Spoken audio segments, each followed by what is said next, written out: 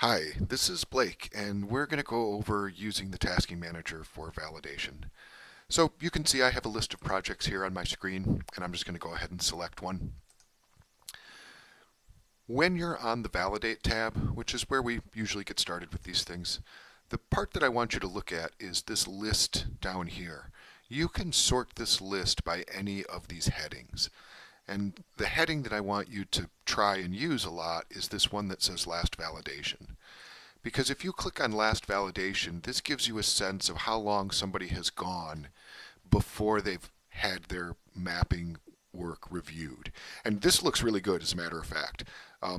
This is not too bad at all. So these folks that haven't been validated in a couple of weeks, that's a little too long. But you can see most people, somebody has looked at their mapping in the past few hours, which is perfect.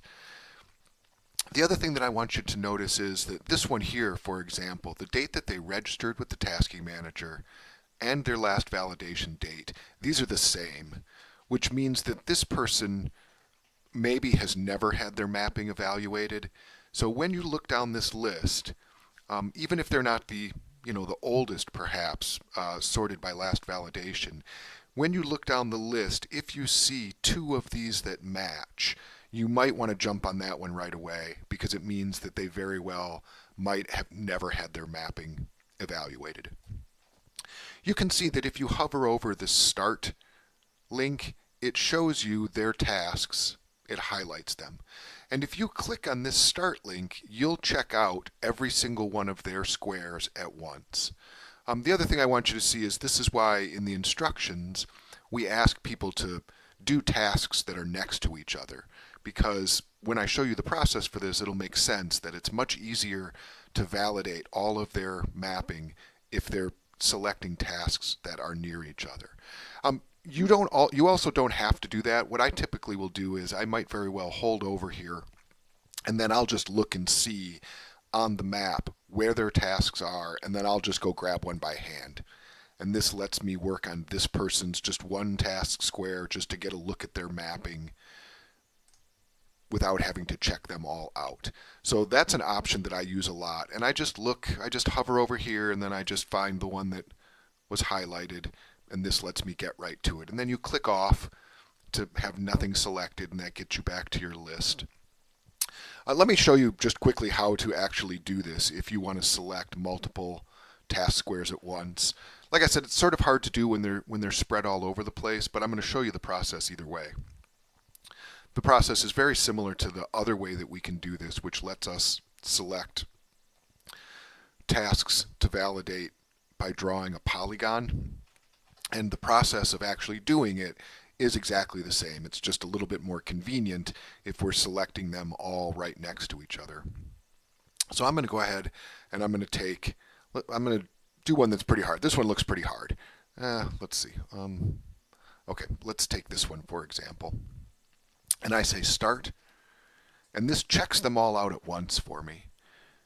And then I say Start Editor, and really it's probably best to do this with JOSM. So I'm going to say Start Editor. And what this brings me over to JOSM, it creates one layer that's called Task Boundaries, and that's these gray squares. And by the way, there's no OpenStreetMap data that's been downloaded. When you do these one task square at a time, it automatically downloads the data for you.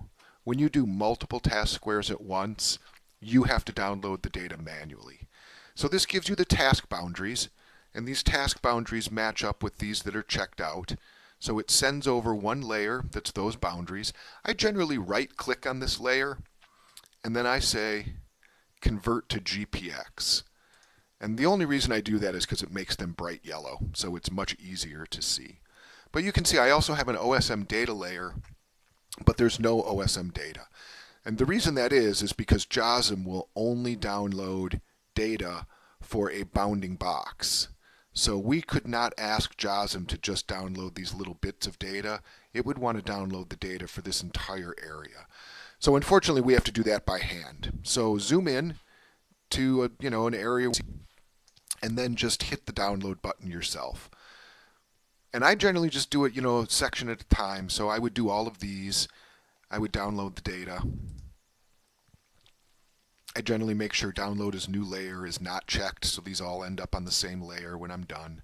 But I would generally download this data, and then I would come in here and I would do my validation process, whatever process it is.